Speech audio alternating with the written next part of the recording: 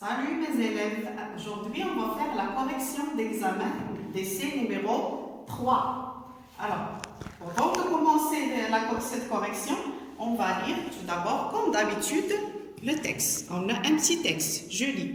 Les hommes exploitent depuis longtemps les richesses de la mer.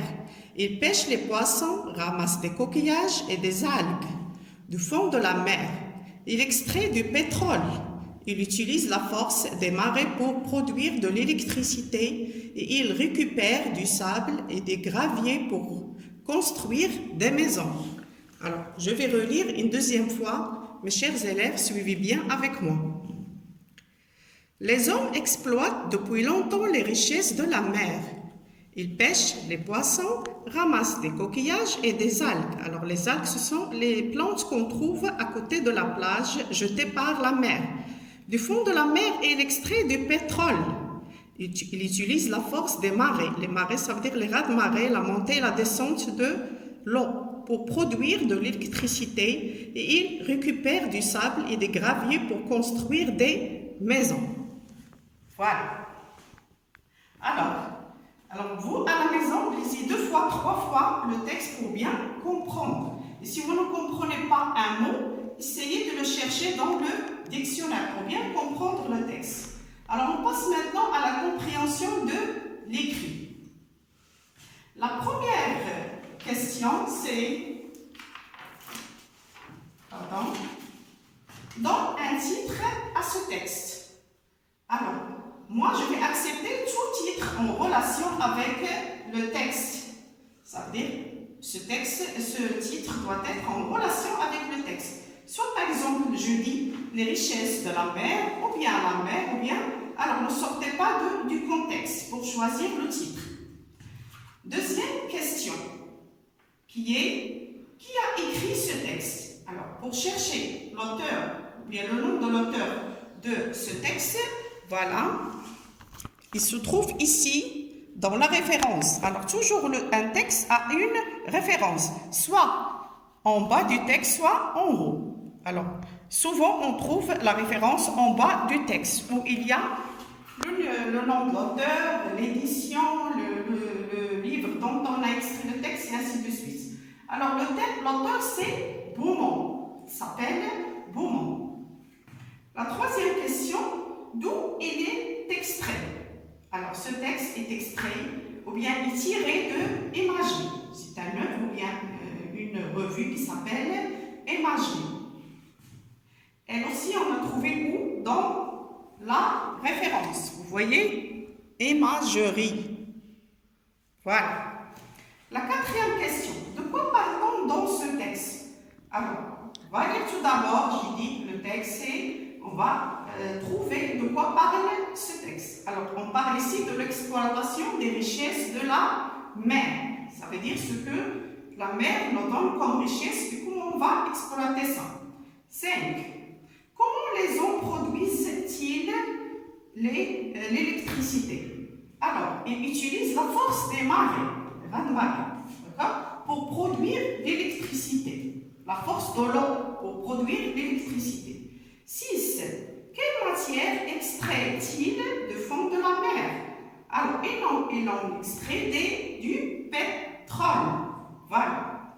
Alors, toujours, comme j'ai déjà dit les enfants, pour chercher une réponse des questions de la compréhension, toujours chercher un mot-clé dans la question qui va nous guider à trouver la réponse dans le texte. Alors, passons maintenant aux activités réflexives sur la langue.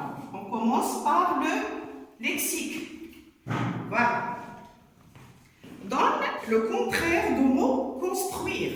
Alors, comme j'ai déjà dit, les contraires, ce sont des mots opposés, qui n'ont pas le même sens. Alors, soit on dit les contraires ou bien les antonymes, comme on a déjà vu dans la leçon.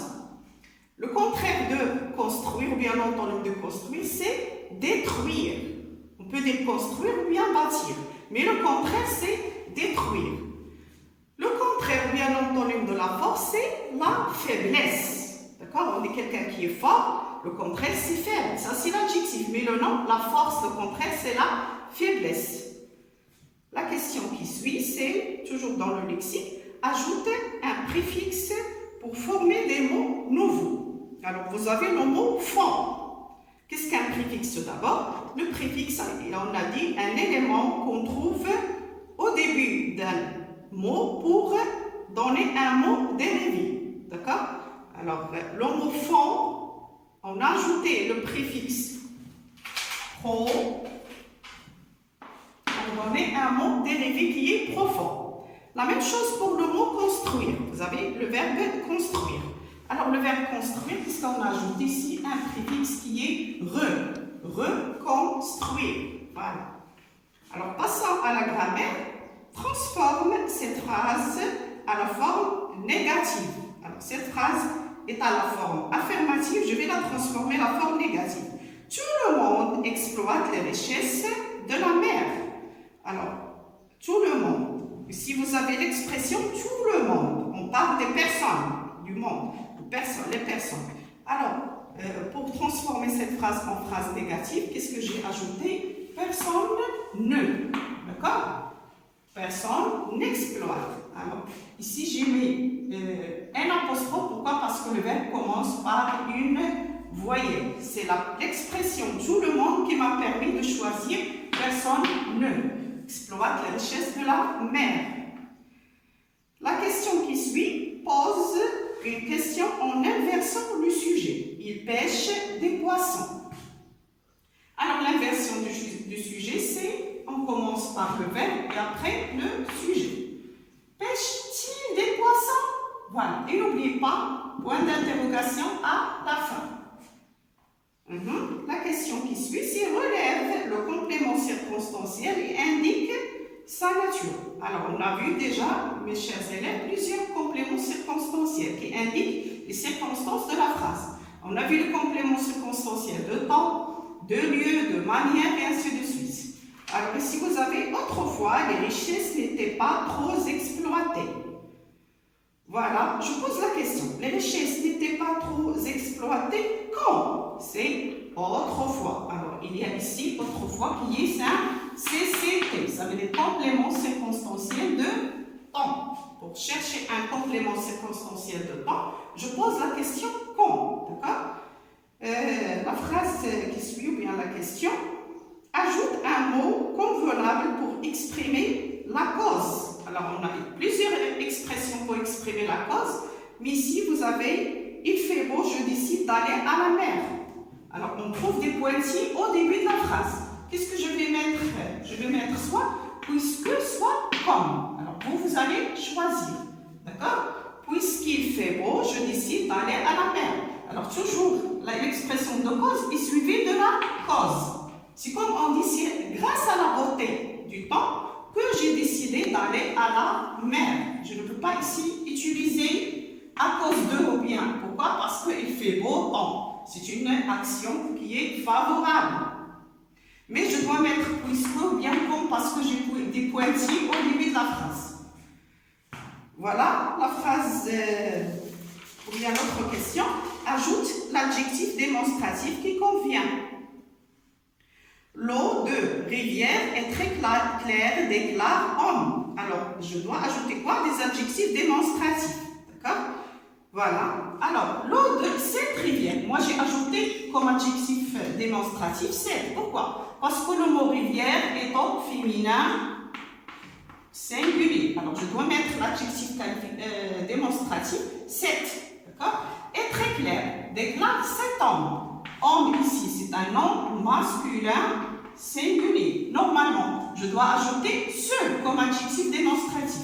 Mais puisque le mot homme commence par H muette, alors j'ai mis cet avec C-E-T. C'est un adjectif démonstratif qui indique le masculin singulier, mais qui se trouve toujours avant un nom qui commence, qui commence, ou bien un mot qui commence par soit H muette ou bien une voyelle. La question qui suit, c'est écrit en lettres. Alors, nous savons ici des nombres qui sont écrits en chiffres. Moi, je vais les écrire en lettres. Vous avez le nombre 525. Alors, Ça s'écrit 5, mais ça se lit 500. D'accord? 525. Vous allez me dire pourquoi ici 100 ne prend pas S, même s'il est multiplié. Il y a plusieurs 100, c'est 5. Alors 5, puisqu'il est au milieu, il y a une addition ici, je ne dois pas mettre S. Il ne prend pas la marque des pluriels. Et 25, ici on a mis tiré, ou bien trait d'union, pourquoi? Parce qu'il y a une addition. 25. 20, il y a un seul 20. 25 seulement, 20. Alors 20 ne prend pas S ici. Quand est-ce que 20 prend S? S'il est mis à la fin. S'il est au pluriel. Toujours on trouve 20 prend S seulement dans le nombre 80. Pourquoi? Parce qu'il est multiplié. 80 prend S. Mais 20, un seul 20 ne prend pas S. Le nombre qui suit, c'est 2700. 2, c'est écrit comme ça. 1000 est un nom variable. C'est écrit toujours comme ça. Même s'il est au singulier pluriel, il ne prend pas S. Le singulier, évidemment, ne prend pas S. Mais 2000, il est au pluriel normalement, il est multiplié, mais il ne prend pas S parce que c'est un mot invariable. 700, alors 7 s'écrit comme ça, P, muette, mais 100 ici prend S. Pourquoi? Parce qu'il est multiplié et à la fin du nombre. Passons maintenant à la conjugaison. Alors, je lis les questions. Conjugue au temps indiqué. Les hommes, le verbe exploiter les richesses de la mer. Alors, je dois mettre le verbe ici au futur simple. Le verbe, c'est exploiter. D'accord? Alors, le verbe exploiter au futur simple, à la troisième personne de pluriel, s'écrit comme ça. Exploiteront. Alors, comme vous savez, mes chers élèves, on a déjà expliqué ça. Pour conjuguer un verbe de premier groupe et de deuxième groupe au futur, je mets le verbe à l'infinitif. Je le laisse comme il est à l'infinitif, mais j'ajoute les terminaisons de futur. Les hommes exploiteront, voilà, vous avez le verbe jusqu'à ici, c'est à l'infinitif, mais j'ai ajouté les terminaisons de futur. Voilà, les richesses de la mer. Moi, je n'ai pas terminé parce que je n'ai pas de place. Deuxième verbe, nous, le verbe bâtir des maisons. Alors, vous savez ici, le verbe bâtir, c'est un verbe de deuxième groupe. Il se conjugue comme suit. C'est comme le verbe finir. Nous bâtissons des maisons. Alors, en ajoutant I-2-S-O-N-S. La question qui suit, c'est écrit au temps convenable. Alors, ici, on n'a pas donné le temps. Alors, moi, je dois faire quoi? Je dois réfléchir une fois à quel temps je vais conjuguer ces verbes. Si la mer est calme, nous faisons quoi? Alors voilà, si la mer est calme, alors puisque ici vous avez le verbe être est au présent, directement ici je dois mettre le verbe pêcher au futur. Parce que, comme vous savez, il y a une règle qui dit que si plus dans la conjugaison, si plus présent, plus futur. Voilà, nous pêcherons. Voilà. La question qui suit, c'est, ou bien le verbe qui suit, le verbe garder à l'infinitif votre environnement propre. Alors, garder ici, c'est, je dois le mettre à l'impératif, mais en quelle personne je dois lire toute la phrase. Alors, puisque ici vous avez votre environnement, le déterminant possessif votre, alors je dois mettre EZ, garder, conjuguer le verbe garder à la deuxième personne du pluriel. Gardez votre environnement propre. Si par exemple j'ai ici ton environnement, je dois mettre garde ton environnement. Notre environnement, gardons notre environnement. Passons maintenant à l'orthographe. Ajoute les accents qui manquent. Alors, ici nous avons une phrase qui contient des mots, mais il n'y a pas d'accent. Il fête. Alors, fête ici prend toujours accent circonflexe sur le E. Vous savez, mes chers élèves, que l'accent circonflexe toujours cache un S. Parce que le radical, c'est fest. D'accord? Mais nous, on dit fête et mettre l'accent circonflexe sur le E. Son anniversaire dans un hôtel, la même chose. Hein? Toujours l'accent circonflexe, puisqu'il cache un S. Alors, avec hôtel, s'écrit avec accent circonflexe sur le O. Près de musée, près avec accent grave. S'écrit toujours avec accent grave sur le E. De musée, accent aigu sur le premier E. Deuxième E, non. Alors maintenant, je vais donner le pluriel, ou bien écrire au pluriel ces mots. Le carnaval, le pluriel c'est les carnavals. J'ajoute seulement S. Un porte-monnaie au pluriel, c'est des porte-monnaies. Vous allez me dire pourquoi porte ne prend pas S au pluriel? Non, parce que c'est un verbe. Et le verbe ne se met pas au pluriel dans les mots ou bien les noms composés. Monnaie, c'est un nom. Alors, je dois le mettre au pluriel. D'accord? Voilà. Alors, porte sans S, mais monnaie avec S. Ajoute ce ou bien ce. Ce qui est CE, déterminant démonstratif, d'accord? Ce pêcheur, elle est placée avant un nom qui est au masculin singulier. Je dois mettre ce, déterminant démonstratif.